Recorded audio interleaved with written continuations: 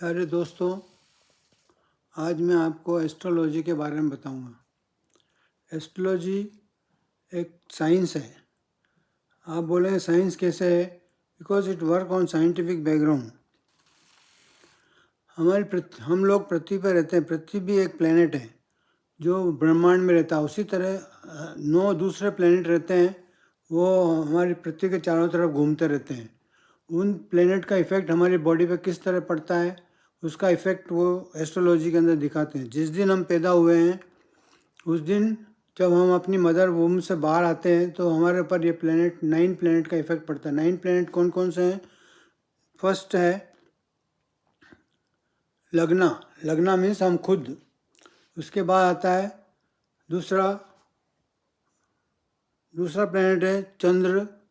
उसके बाद आता है सूर्य, मंगल, बुध, शुक्र,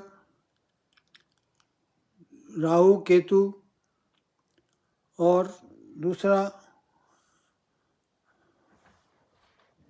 इस तरह से 9 प्लेनेट हमारे पृथ्वी पे हमारे चारों तरफ घूमते रहते हैं। यह प्लेनेट का इफेक्ट हमारी बॉडी पे किस तरह से गिरता है, इसकी स्टडी को बताता है। इसकी स्टडी को हम एस्ट्रोलॉजी से जान सकते हैं। अमावस्या पूर्णिमा के दिन चंद्रमा पृथ्वी के काफ़ी नज़दीक होता है।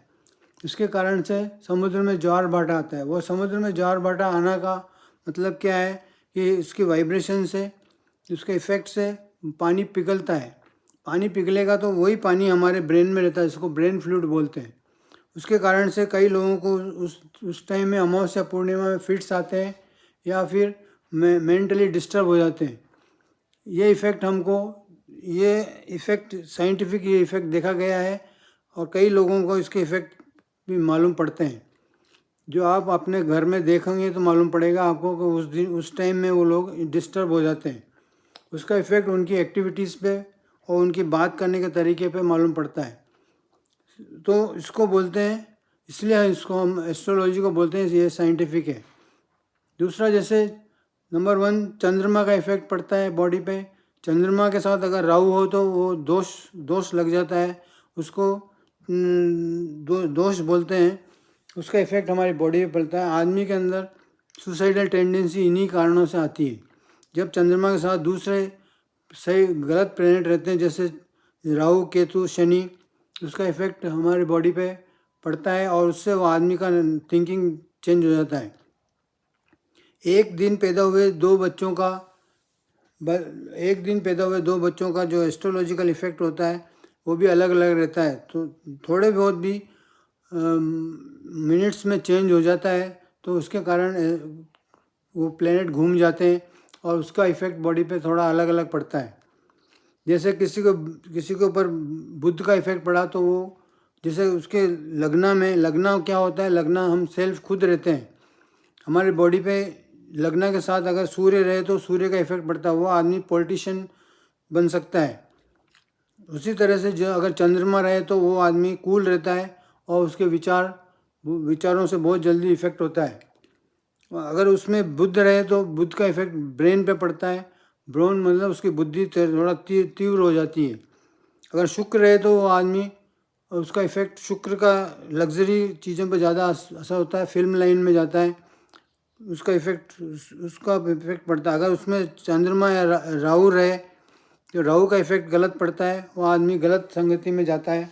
केतु रहे तो उसका इफ़ेक्ट अलग पड़ता है, वो अपना इफ़ेक्ट दिखाता है।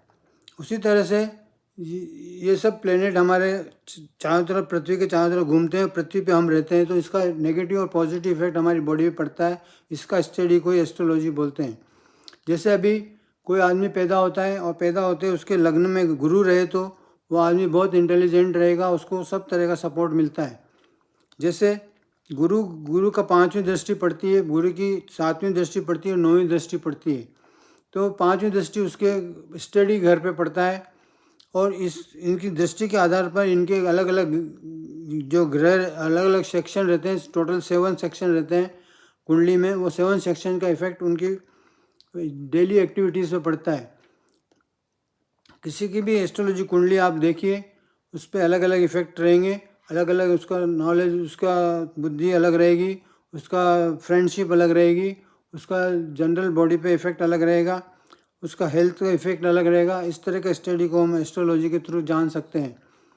ये एस्ट्रोलॉजी आदमी के डे टू डे लाइफ पे भी इफ़ेक्ट करती है और इसका हम डे टू डे मैं आपको इसके बारे में बताऊंगा। आपका मेरे वीडियो को देखने के लिए बहुत बहुत धन्यवाद।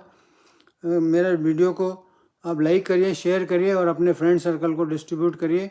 डे बाय डे इसमें मैं आपको नई नॉलेज एस्ट्रोलॉजी के बारे में दूंगा। Thank you.